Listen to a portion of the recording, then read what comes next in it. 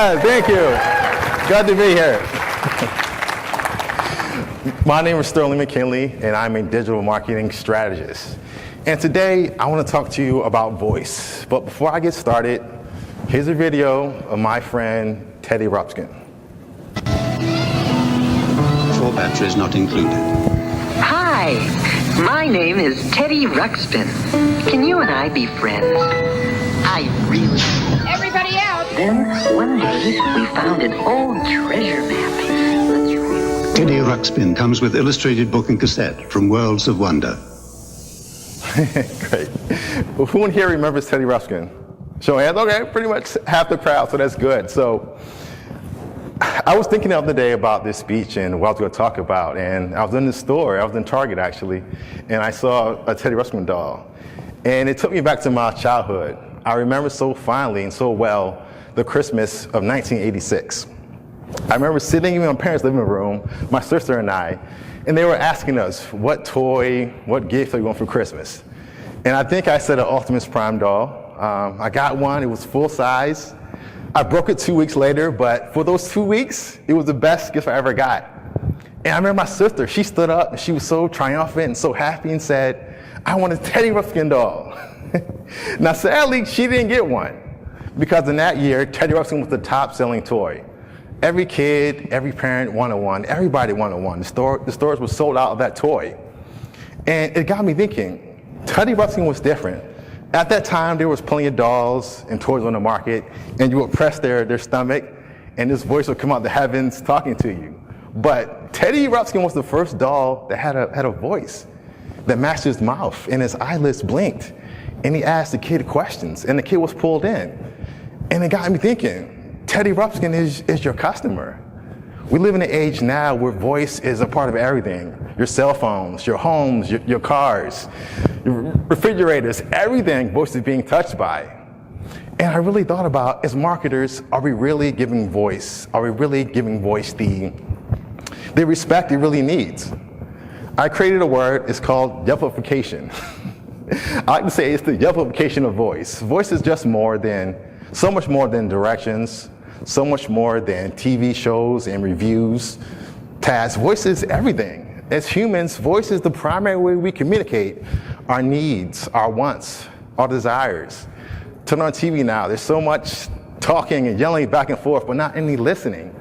But your customer is telling you what they want. I truly believe that we're in an age and a stage where elaborate case studies and customer personas, they still have their place, but because of voice advances in AI, machine learning, and speech analytics, we know exactly what our customer is saying, exactly what our customer is thinking. So the big question is, how can we prepare our digital marketing campaigns for voice search? I like to say that voice is the biggest disruptor since mobile. If you think back a few years before the iPhone came out, everybody had a BlackBerry. I remember I got out of college and I got a BlackBerry. I said, I'm in business now, I'm ready to go. That was the thing at the time, but BlackBerry, they missed the wave. They passed on apps, they didn't update their phones and their devices. I believe as marketers, we're in that same stage now. That pre-stage, before it really hits the market, we're still in that early adopting stage. So as marketers, we have to begin to embrace this. We have to begin to do this because why? More and more people are getting more comfortable talking to Alexa, talking to Siri, doing these commands. So as time goes along, this is only going to grow and only continue to be the way. Now, repeat after me. I like to say this, that voice is the UI of choice. Voice is the UI of choice. I didn't hear many of you, but it rhymes and it's catchy. But voice is the ultimate user experience. I said earlier, it's the way we communicate what we want. So as a marketer, why wouldn't you begin to experiment it? Begin to find out how can we use to pull in your customers. Voice has so many benefits. The first one is higher CTRs. Next, lower cost per clicks and higher engagement rates. I like to say in a sense that voice really sells. Studies show that when customers call into your business and they speak to an agent or speak to you, they convert faster. That means they go from a prospect to a paying customer faster. That's something we all want, right? Yes, it is. And also, they spend more money. Something about talking to somebody, there's a chance for upsells, there's a chance for new features and new add-ons. That upsells online are great, but there's nothing like talking to somebody, talking about the features and the benefits, and then offering you an upsell to make more money. And last but not least, voice leads to higher retention rates. The old marketing adage we all know that it's easier to keep a current customer and cheaper than to get new customers. Something about voice creates that bond. It pulls a customer in. Something happens in our brains when we talk to other people and they're mimicking what we're thinking, what we're saying. It pulls us in. So using voice is a way to pull your customer in. And it's a way to increase that loyalty and that retention rate. So the question now is, how do we get ready to do this? So first of all, I believe every marketer in here today is sitting on a gold mine of analytics and data that you can be using in your business. So I recommend going through whatever program, whether it be Salesforce or Analytics or AdWords, and looking for those queries. We'll talk about ways to do that. Secondly, customer service phone calls are the best. I don't know how many times I'm on the phone talking to an agent and I hear that voice that says, this phone call is being recorded for customer service purposes. I don't know how many times they're actually looking at those calls. They probably somewhere in the basement, but from those calls, your customer is telling you their pressure points, their pain points. They're telling you what features and services they want. We're going to talk about ways you can extract that data and build that back into your digital marketing campaigns. And last but not least, as much as I love voice, half of your customers are hermits. They don't want to talk to anybody. They're much more comfortable pulling out their phone, talking to a chatbot, or talking to a chat agent and getting what they want. And something that I really learned about chat and chatbots, people don't really care anymore if it's a human or it's a computer, really. They really want a good experience. And that's what voice offers. It offers a good experience that's free of breaks in service. They don't want to be on the phone for 20, 30 minutes waiting to speak to an agent. Voice and chatbots offer that great experience. And a great experience is going to cause your customers to return to your product or to your website. But the first point I want to talk about is breaking down natural language queries. So language is very hard, even as humans, to understand what people are saying and what they want. People can be in the same room, saying the same thing, using the same words, leave that meeting and have different interpretations. I read, according to the Oxford Dictionary, of the 500 most used words that we use, on average, each word has 23 different meanings. 23. So that's huge. So for example, let's take the word driver. Now as humans, we know that when we think about things and when we talk, we're using context clues. Google is still getting better and better at this. In my opinion, search is still very archaic and misses the point. But machine learning, AI, and voice are going to match queries and intent with better ads in the future. So the word driver. So if I say to you the driver of the car was injured, I'm saying that there was a driver of the car or Uber or Lyft and he got into an accident, okay? Next, if I say the driver used, I use a long driver, well, you know, I'm on the golf course, on left of my swing, and I'm getting my drive swing on. Now the same word again, I can say the driver was installed in the computer, and we know that means there's a physical driver in the computer that's running it. So that right there can tell you there's so many meanings, there's so many things. So as marketers, we have to be smart about things. We have to make sure that we're mining this data, whether it be chatbots, whether that be phone calls, and we're pulling out data that's going to match that customer's query. These moments can be broken up into something like to call micro moments, or I like to say, I want moments. So I want to go somewhere, I want to know something, or I want to buy something.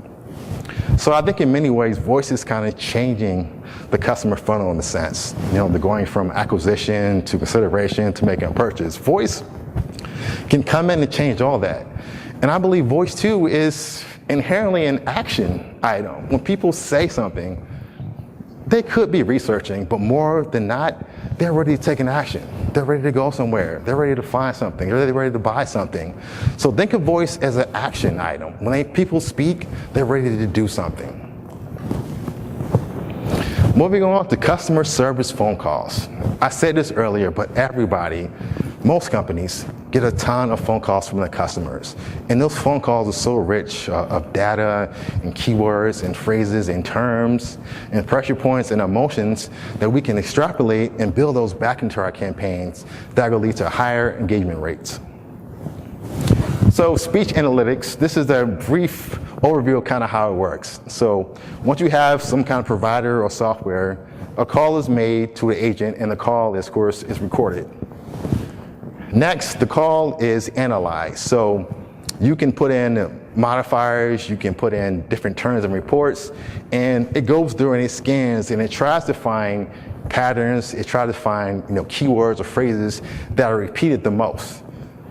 And then the last part, the call auditing part. There is a report that's generated and it will show you with bar graphs and all those things, pie charts, what keywords, what terms, or what phrases are being used the most.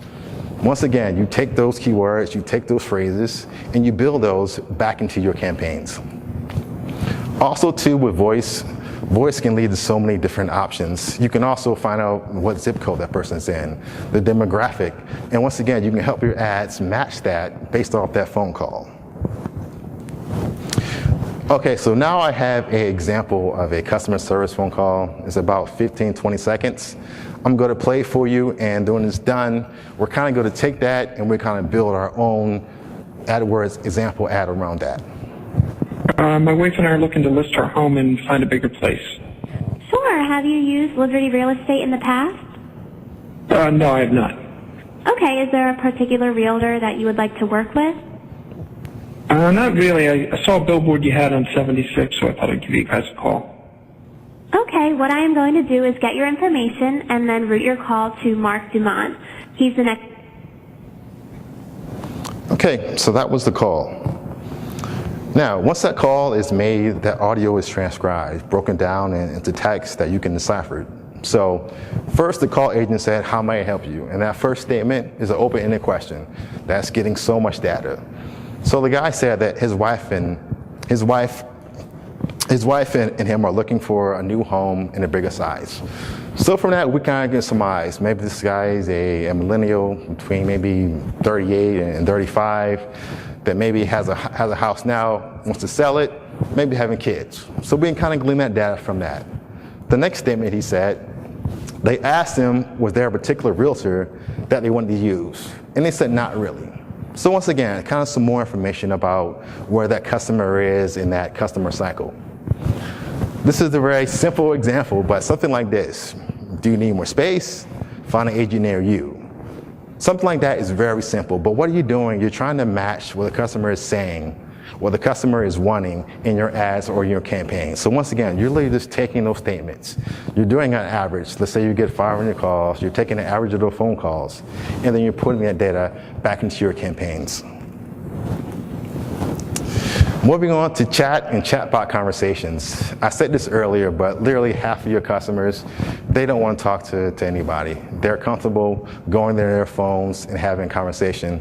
Especially as we go forward with millennials and Generation Z, that's going to become more and more prevalent.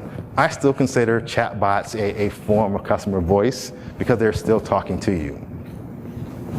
In many regards, the keyboard is dying. Once again, your remote, your car, your TV, your phone is all voice guided now. So as marketers, we have to begin to prepare for that, the dying away of the keyboard, and there will be more and more voice-based queries. I have an example here. 1-800-Flowers has a virtual assistant called Gwen. Gwen is powered by Watson, by IBM.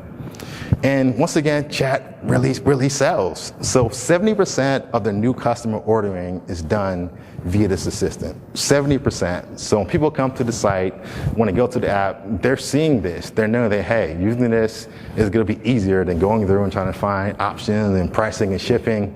Let me use the assistant to help me through that process. Next, revenue increased in the first month by 7%. Once again, because Gwen is smart enough to say, hey, you bought that bouquet, you can upgrade to this bouquet for $5 or $10 more. You ordered 3-day shipping. How about same-day shipping? And that also can increase rates. And last but not least, 80% of users said they use it again. So once again, that's telling us people that use voice they use voice in chatbots, they're having a good experience. And when they have that good experience, they're more likely to return and use that service again. One more example is Amtrak. Amtrak has a virtual assistant called Julie. Julie had a return on investment of eight times over. So we're in this stage now where voice is really on the cutting edge. It's this emerging technology. We're all trying to figure out how we can use it. So we're all in this time, I think of voice as an investment. Maybe not right now, maybe not this month, this quarter, you see investment, but long term, you're definitely going to see an investment in voice because more and more it's becoming the UI of choice. Also, with Ask Julie, they saw 50% growth rate in usage. So once again, people used it, had a great experience, and used it again.